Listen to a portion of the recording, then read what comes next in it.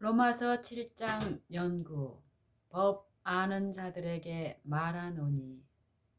형제들아, 내가 법 아는 자들에게 말하노니 너희는 율법이 사람의 살 동안만 그를 주관하는 줄 알지 못하느냐. 남편 있는 여인이 그 남편 생전에는 법으로 그에게 매인바 되나 만일 그 남편이 죽으면 남편의 법에서 벗어났느니라.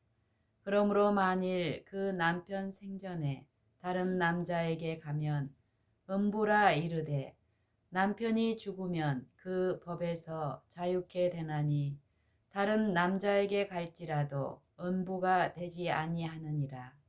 그러므로 내 형제들아, 너희도 그리스도의 몸으로 말미암아 율법에 대하여 죽임을 당하였으니 이는 다른 이 곧 죽은 자 가운데서 살아나신 이에게 가서 우리로 하나님을 위하여 열매를 맺히게 하려 함이니라.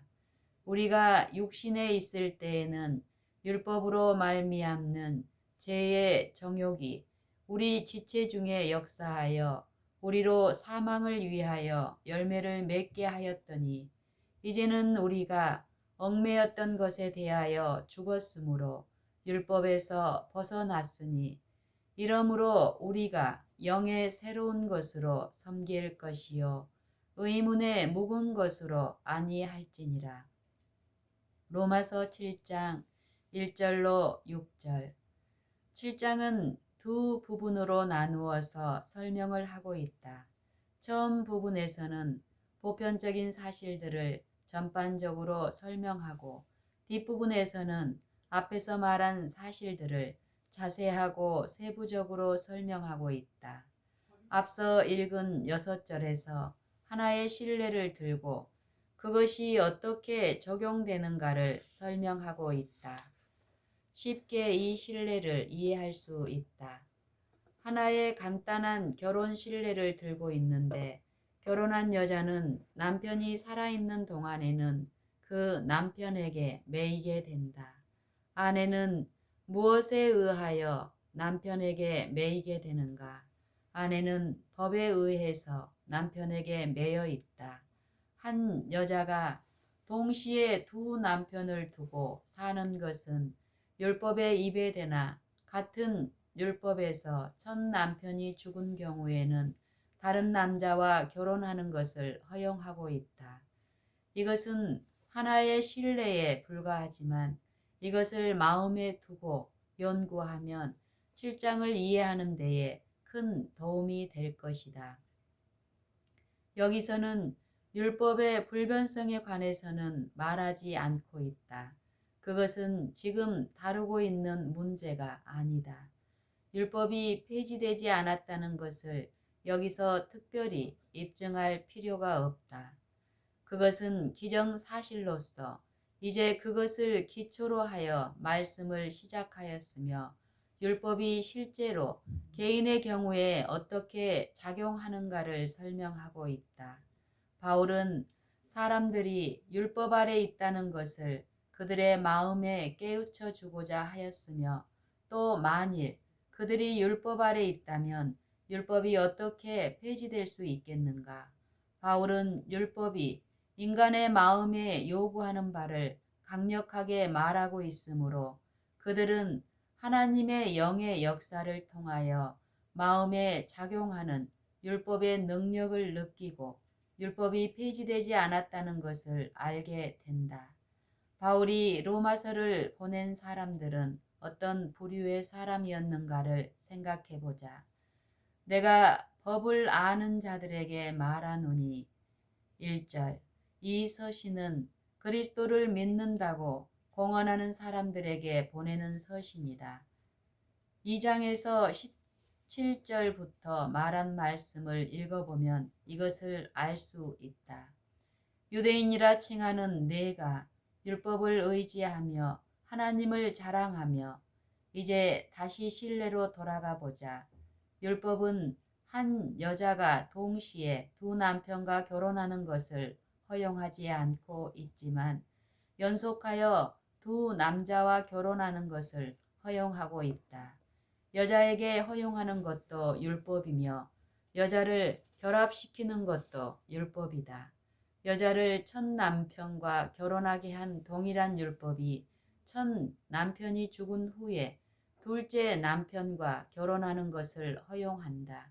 이것은 이해하기가 쉬우므로 더 이상 깊이 생각할 필요가 없을 줄 안다. 이제 그 신뢰가 어떻게 적용되는가를 보도록 하자. 그러므로 내 형제들아, 너희도 그리스도의 몸으로 말미암아 율법에 대하여 죽임을 당하였으니 이는 다른 이, 곧 죽은 자 가운데서 살아나신 이에게 가서 우리로 하나님을 위하여 열매를 맺히게 하려 함이라. 둘째 남편부터 생각해 보면 두 남편이 누구인가를 쉽게 알 수 있다. 우리가 결혼할 다른 이는 죽은 자 가운데서 살아나신 분이므로 그는 그리스도이시다. 재혼에 의해서 한쪽은 우리이고 다른 쪽은 그리스도이다. 그리스도는 우리의 두 번째 남편이 된다. 이제 우리가 둘째 남편과 연합하도록 죽은 첫 남편은 누구인가 하는 의문이 생긴다. 6장에서 그 답을 찾을 수 있다. 로마서 7장 5절과 6절을 비교해 보라. 우리가 육신에 있을 때에는 율법으로 말미암는 죄의 정욕이 우리 지체 중에 역사하여 우리로 사망을 위하여 열매를 맺게 하였더니 5절 율법이 처음 결혼해서 우리를 하나로 연합시켰다. 그러면 우리가 누구와 연합하였으며 또 누구와 살았었는가? 우리는 육신과 연합하여 살았었다. 6장에서 우리는 죄의 몸이 그리스도에 의하여 죽은 사실을 알았다. 무슨 방편에 의하여 죄의 몸이 죽게 되었는가? 우리가 그리스도와 함께 십자가에 못 박힐 때에 죄의 몸이 죽게 된다. 처음에는 우리가 곧 죄 있는 육신과 연합하였다. 우리는 두 주인을 섬길 수 없다. 여기에 두 사람이 있는데 우리는 한 주인의 종이 되어야 하며 한 남편과 결합해야 한다. 우리는 두 주인을 동시에 섬길 수 없고 두 남편과 동시에 결합할 수가 없다. 그러나 연속하여 두 남편과 결혼할 수 있다. 우리 모두가 전에 결혼했던 첫 남편은 죄의 몸이었고 둘째 남편은 죽은 자 가운데서 부활하신 그리스도이시다. 그러면 그리스도의 몸으로 말미암아 율법에 대하여 죽임을 당하였다는 말씀이 무슨 뜻인가 하는 의문이 생긴다. 이것은 신뢰를 들어서 설명할 수가 없다. 이것을 외아로는 설명할 수 없다. 왜 외아로 설명할 수 없는가? 모든 영적인 문제를 완전 무결하게 설명해 주는 것은 이 세상에서 전혀 찾아볼 수 없다. 바로 이런 이유 때문에 그리스도를 상징하는 표상이 아주 많은 것이다. 어느 한 사람도 완전하게 그리스도를 상징할 수 없었다. 어떤 면에서는 아담이 그리스도를 상징하고 다른 면에서는 어떤 면에서는 아담이 그리스도를 상징하고 다른 면에서는 아벨, 모세, 아론, 다윗, 멜기세덱 등 많은 다른 사람들이 그리스도를 다양하게 상징하였다. 왜냐하면 그리스도의 모든 점을 완전하게 상징할 수 있는 사람은 하나도 없기 때문이다. 그러므로 사도 바울은 만민이 이스라엘의 집과 연합하는 것을 설명하면서 이 비밀을 너희가 모르기를 원치 아니하노니 라고 말한다. 로마서 11장 25절 이것은 비밀이며 자연스러운 일이 아니다. 이것은 접붙이는 일이기는 하지만 자연의 순리에 어긋난다고 말한다. 그러므로 이 결혼 신뢰도 모든 점에서 완전하다고 생각할 수 없다. 그러나 첫 남편과의 연합이 불법적인 관계라고 생각하기로 결정한다면 이 신뢰에 부족한 점이 없다. 이 신뢰를 적용하는 점에서도 마찬가지이다. 육신과 결합한 자들은 큰 죽을 죄를 지은 자들이다.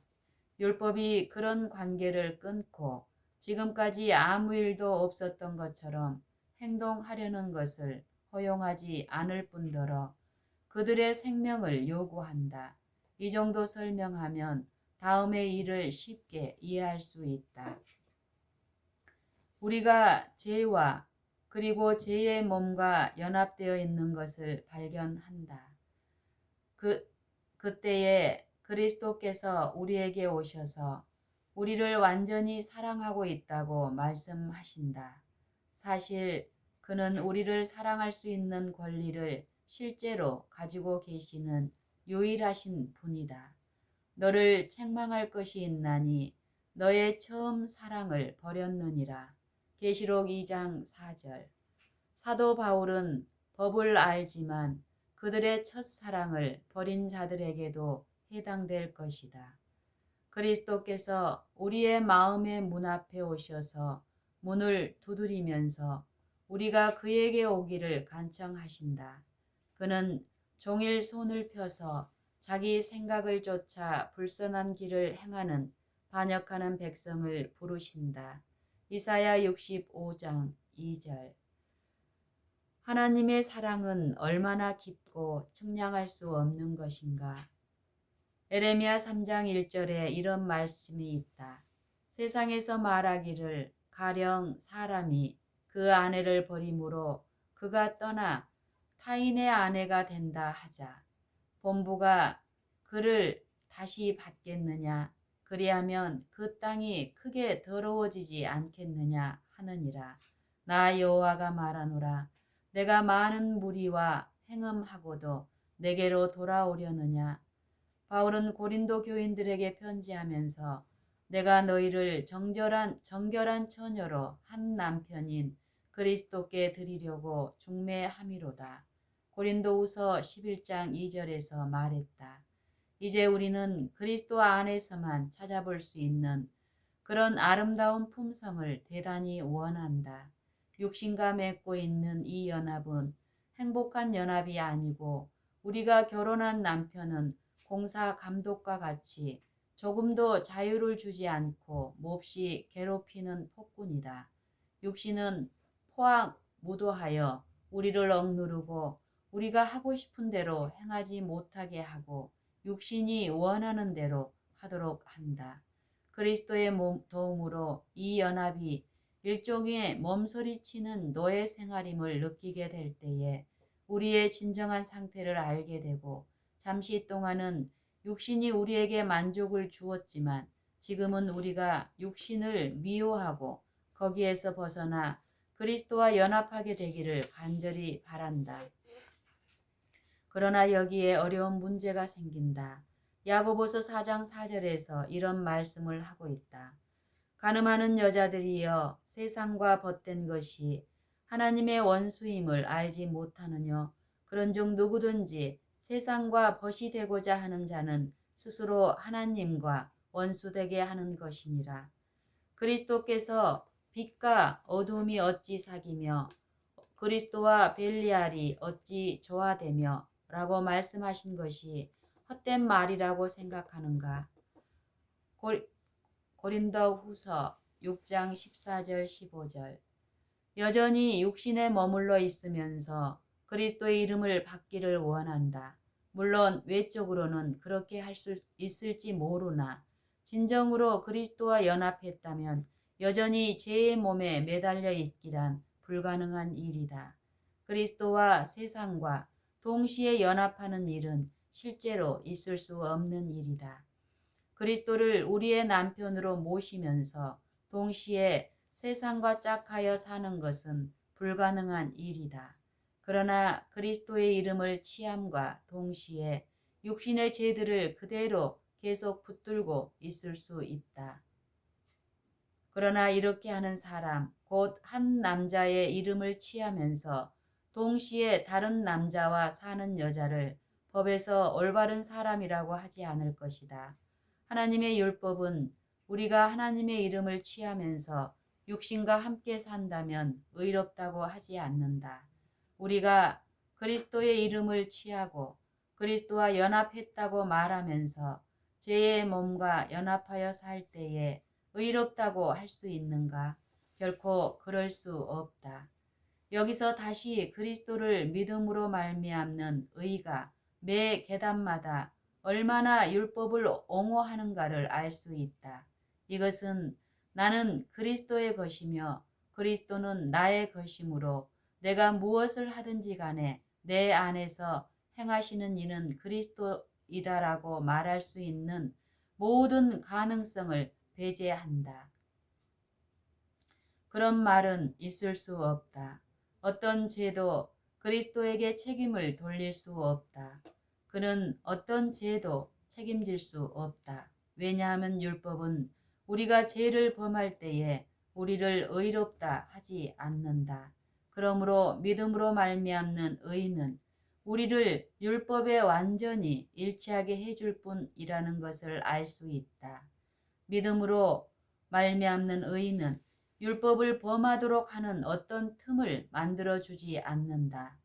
그러나 계속해서 율법의 요구를 모르면서 율법을 알고 율법을 자랑하며 율법을 높인다고 하면서 동시에 율법의 요구에 눈이 먼 자들과 그리스도를 믿는다고 하면서 죄 가운데 살 수 있다고 생각하는 자들에게 말한다.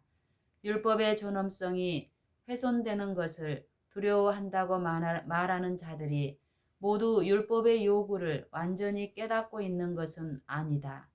어떤 사람은 율법을 가르치기까지 하고 그리스도와 연합하였다고 생각하면서 육신의 정욕에 빠져 살 수 있다고 생각한다. 이제 우리 앞에 그리스도가 서 계시기 때문에 우리가 그리스도와 연합하는 동시에 죄의 몸과 연합할 수 있다는 것을 알았다. 그때의 첫 남편인 죄의 몸을 버리고 그리스도와 연합하겠다고 말한다. 그러나 첫 남편인 이 죄의 몸에서 어떻게 벗어날 수 있는가? 우리가 단순히 죄의 몸이 죽게 되기를 원한다고 말하여 죄의 몸이 죽는 것은 아니다. 만일 우리가 희생을 각오하고 그리고 옛 생애에 실증나고 진저리가 나서 새 생애를 시작하여 그리스도와 함께 살기를 원한다면 그리스도를 섬기고자 하는 것은 지당한 일이다. 왜냐하면 우리가 이런 지경에 이르면 그렇게 할 수 있는 길을 쉽게 찾을 수 있기 때문이다. 그리스도께서 우리에게 오셔서 우리와 연합하자고 말씀하신다. 그는 사실 우리를 소유할 권리를 가지신 유일한 분이기 때문에 그렇게 하는 것이 지당한 일이다. 그러므로 우리가 어떻게 죄의 몸과 불법적인 관계 가운데 살고 있을 때에 우리에게 오셔서 그와 연합하기를 간청하시는 것은 지당한 일이다. 그러므로 우리가 이렇게 죄의 몸과 불법적인 관계 가운데서 살고 있을 때에 그리스도께서 우리에게 오셔서 그와 연합하기를 간청하시는 것은 당연한 일이다. 지당한 일이다. 그러나 지금 우리가 이 죄의 몸과 연합하여 있기 때문에 이 죄의 몸이 죽기까지는 그리스도와 연합하는 것을 율법은 옳다고 할 수 없을 것이다. 다시 한번 결혼의 신뢰에서 의미하는 바를 주목하여 보기 바란다.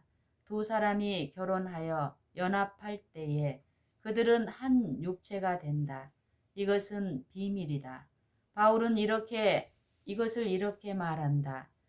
이러므로 사람이 부모를 떠나 그 아내와 합하여 그 둘이 한 육체가 될지니 이 비밀이 크도다.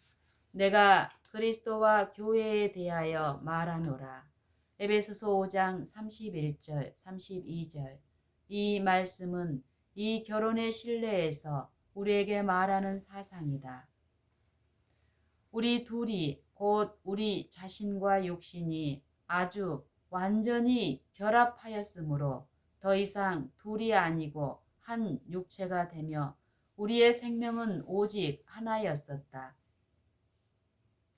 우리의 옛 생애를 돌이켜보고 일순간이라도 죄에서 떨어진 때가 있었는가를 살펴보라. 우리의 생애는 죄의 생애였었다. 죄가 항상 우리의 생애를 구성하고 있었다. 우리에게는 오직 하나의 생명밖에 없는데 그것은 죄였었다. 그러므로 우리가 죄와 아주 밀접하게 연합되어 있었으므로 우리 사이에는 오직 한 생명밖에 없었다. 우리 둘은 한 육체였었다. 그러므로 우리와 하나인 이 죄의 몸을 벗을 수 있는 유일한 길은 역시 죽는 것이다. 이것이 바로 사도 바울이 말한 방법인데 곧 우리가 그리스도의 몸으로 말미암아 율법에 대하여 죽임을 당하였다는 것이다. 우리가 그리스도 안에서 죽고 죄의 몸도 역시 죽는다. 6장에서 우리 옛 사람이 예수와 함께 십자가에 못 박힌 것은 죄의 몸이 멸하여 라고 말한다. 육신을 쓰신 그리스도께서 그의 몸으로 나무에 달려서 우리의 죄를 짊어지셨다. 우리의 죄를 그와 함께 십자가에 못 박고 죄의 몸을 없애기 위하여 우리의 죄를 받으신다. 우리가 죽기로 동의한다. 우리의 생명은 율법 아래 넘어갔으므로 율법이 우리를 지배할 정당한 권리를 가지고 있다는 것을 인정한다. 그러므로 우리는 자원하여 생명을 버리고 이 보기 싫은 죄의 몸을 죽게 한다. 우리는 죄의 몸과 연합을 매우 싫어했으므로 즐거이 죽음을 택하여 죄의 몸도 역시 죽도록 한다. 그러므로 우리가 그의 죽으심과 합하여 침례를 받음으로 그와 함께 장사되었나니 이는 아버지의 영광으로 말미암아 그리스도를 죽은 자 가운데서 살리심과 같이 우리로 또한 새 생명 가운데서 행하게 하려 함이니라. 6장 4절. 그러므로 우리가 그리스도와 함께 죽을 때에 또한 그리스도와 함께 살리심을 받는다.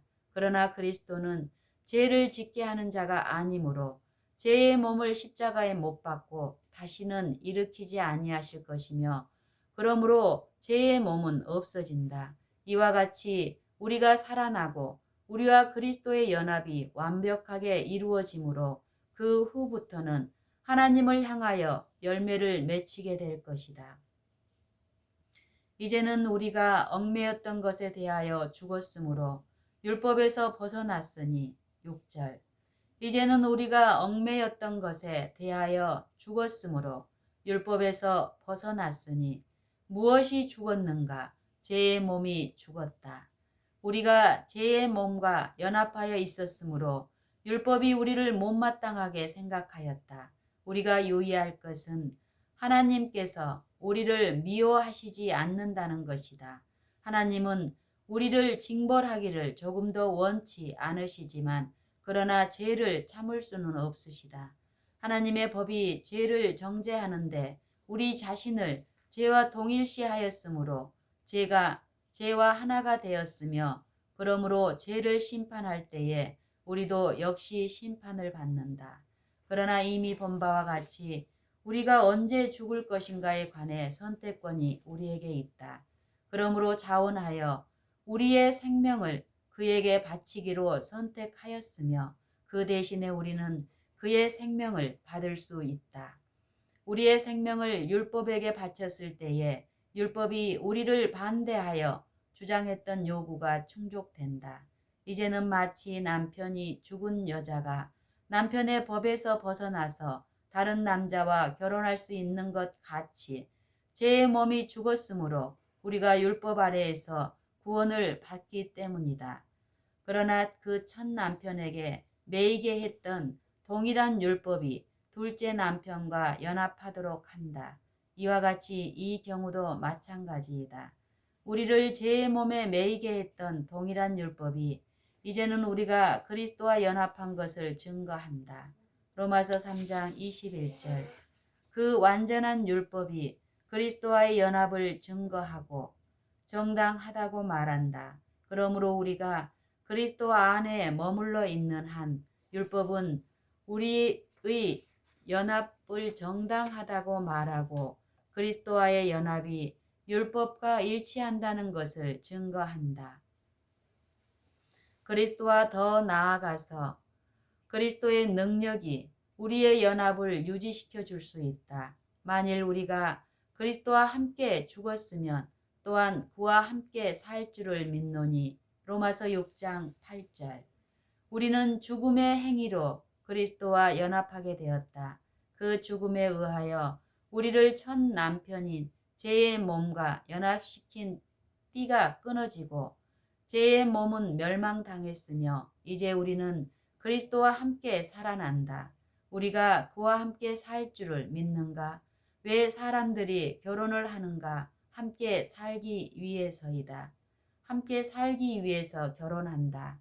이와 같이 우리가 그리스도와 연합하여 죽고 이제 그와 함께 살리심을 받기 때문에 그와 함께 살 줄을 믿는다. 더 나아가서 둘이 연합하기 때문에 더 이상 둘이 아니요 한 육체이다. 그리스도는 이 둘로 자기의 안에서 한 새 사람을 지어 화평하게 하시고 에베소서 2장 15절. 우리는 그의 것이고 그리스도와 우리는 하나가 되고 그러므로 우리는 모두 한 새 사람이 된다. 이제 이 한 사람은 누구인가? 이 한 사람은 바로 그리스도이다. 바울은 말한다. 내가 그리스도와 함께 십자가에 못 박혔나니 그런즉 이제는 내가 산 것이 아니요 오직 내 안에 그리스도께서 사신 것이라. 갈라디아서 2장 20절. 이제는 우리가 아니고 그리스도이다. 이와 같이 우리는 지상에서 그리스도의 대리자들이다. 이러하기 때문에 그리스도께서 동산에서 기도하실 때에 저희로 온전함을 이루어 하나가 되게 하려 함은 아버지께서 나를 보내신 것과 같이 또 나를 사랑하신 같이 저희도 사랑하신 것을 세상으로 알게 하려 함이로소이다. 라고 기도하셨다. 이러하기 때문에 그리스도께서 동산에서 기도하실 때에 저희로 온전함을 이루어 하나가 되게 하려 함은 아버지께서 나를 보내신 것과 또 나를 사랑하심 같이 저희도 사랑하신 것을 세상으로 알게 하려 함이로소이다. 라고 기도하셨다. 요한복음 17장 23절. 세상이 이것을 어떻게 알 수 있겠는가? 성경을 보고 알 수 있겠는가? 아니다. 세상은 성경을 읽지 않는다. 우리가 그리스도의 말씀을 받아 영적인 양식으로 먹을 때에 그리스도를 마음에 모셔 들여서 그리스도와 연합을 이룬다. 그러면 그때부터 빛은 세상에 환하게 비치고 세상은 그리스도가 세상의 구세주로 보내심을 받았다는 것을 안다. 몇 성경 구절을 뛰어 넘어가 보자. 사도 바울은 죄의 정욕이 율법으로 말미암아 생기는데 이것은 율법이 죄이기 때문이 아니고 거룩하기 때문이라는 것을 가르쳐 준다. 율법으로 죄를 깨닫는다. 바울은 전에 육적인 안일함 가운데서 그 나름대로 하나님을 섬기면서 살았었지만 계명이 이르러 와서 죄가 넘쳤을 때 그는 죽었다. 생명에 이르게 할 이 율법은 순종하는 자들에게 의가 되지만 그는 정말로 순종하지 못했기 때문에 그에게는 죽음밖에 아무것도 될 수 없음을 발견하였다. 그렇기 때문에 그는 율법도 거룩하며 계명도 거룩하며 의로우며 선하도다 라고 말했다. 그러나 우리가 유의할 것은 이전에도 바울은 율법을 존중하고 자랑했었던 사람이다. 그러므로 그가 법을 아는 자들에게 다시 말하며 모든 힘을 다하여 율법을 지키려고 투쟁하는 자들에게 서신을 쓰고 있는 것이다. 그런데 이 사람들은 율법으로부터 구원을 받아야 할 자들이다. 왜 그런가? 그들은 율법을 자랑하면서도 범하고 있기 때문에 하나님에게 욕을 돌리고 있다. 이제도 여전히 우리는 하나님을 섬겨야 한다. 어떻게 섬겨야 할 것인가? 전과 같이 의문으로 섬기는 묵은 방법으로 섬기지 아니하고 영으로 섬기는 새로운 방법으로 섬겨야 할 것이다. 이것은 우리가 율법을 섬기는 행위 자체가 율법에서 구원받아야 한다는 것을 의미한다. 왜 그런가? 왜냐하면 그것은 단순히 마지못해서 섬기는 것이기 때문이다. 그것은 단순히 문자의 묵은 방법으로 섬기는 것이다. 거기에는 영과 생명이 없다. 그것은 그리스도에게 속한 것이 아니므로 죄이다. 율법을 자랑하고 율법을 지킨다고 말하지만 그렇게 섬기는 것은 죄이므로 율법을 그렇게 섬기는 방법에서 벗어나 올바로 섬기도록 해야 한다. 그러므로 이제 영의 새로운 방법으로 섬기고 문자의 묵은 방법으로 섬기지 않는다. 7장 후반부에서 바울은 우리가 문자의 묵은 방법으로 섬기는 것을 탈피해야 한다는 것을 가르쳐 준다.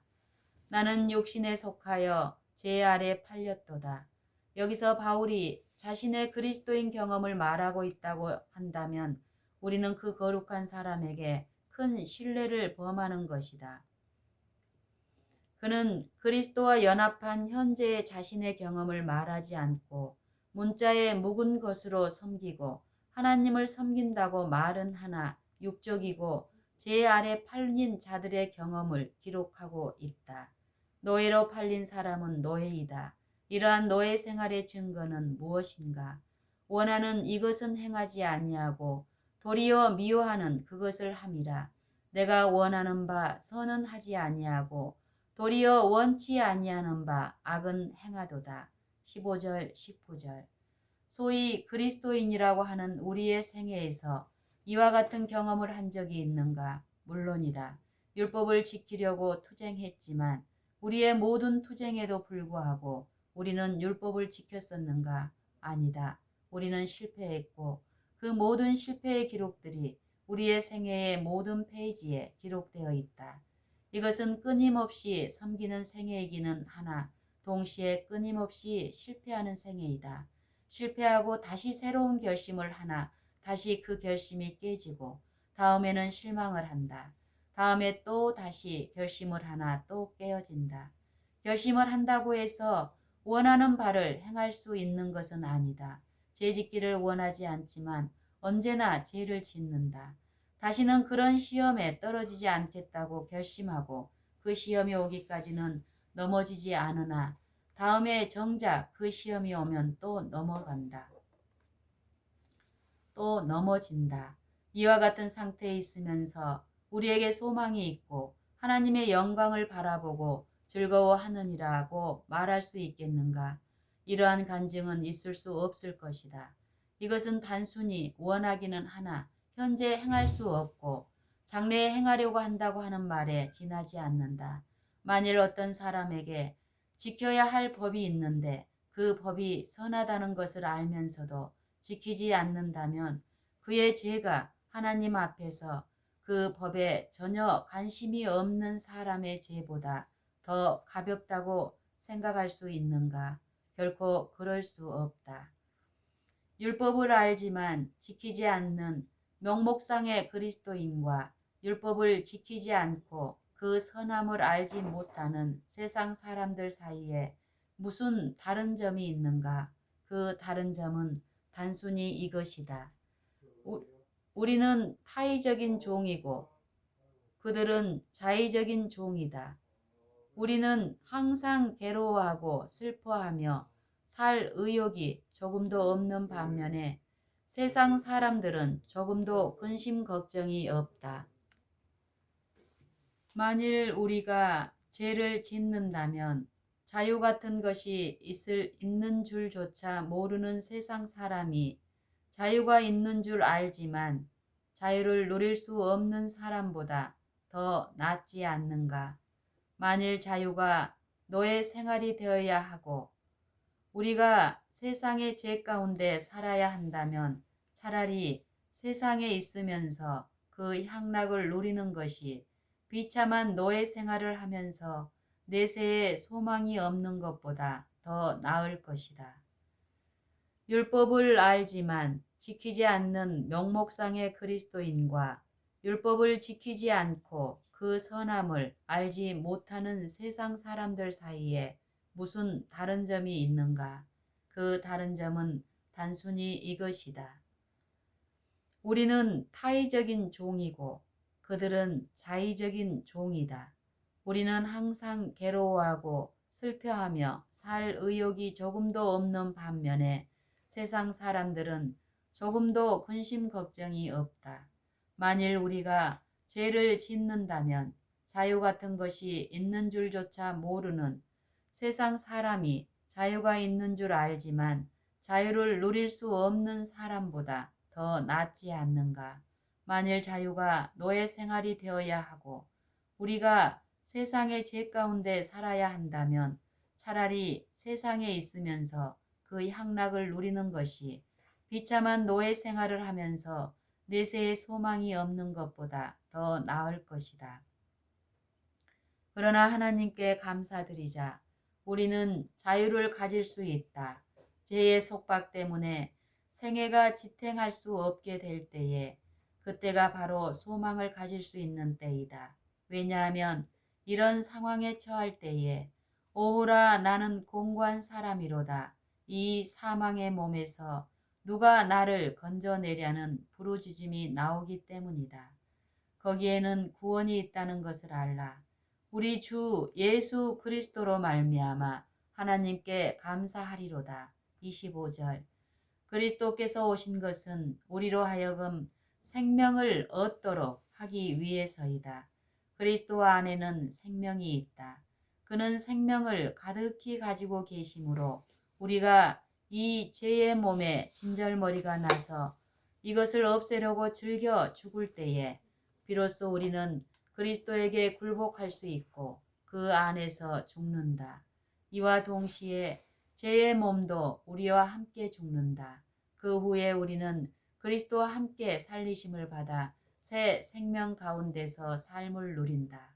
그리스도는 죄를 짓도록 하는 분이 아니므로 다시는 죄의 몸을 일으키지 아니하실 것이다.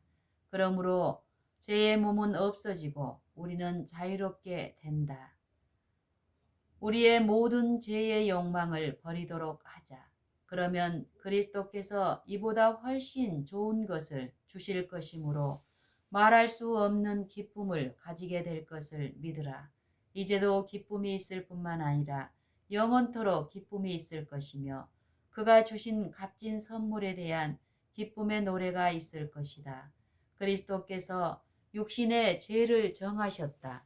그러므로 우리는 믿음으로 그리스도를 받아들여서 그와 함께 산다. 이것이 축복받은 삶이다. 믿음으로 그리스도를 붙잡고 그와 함께 사는 삶을 살도록 하자.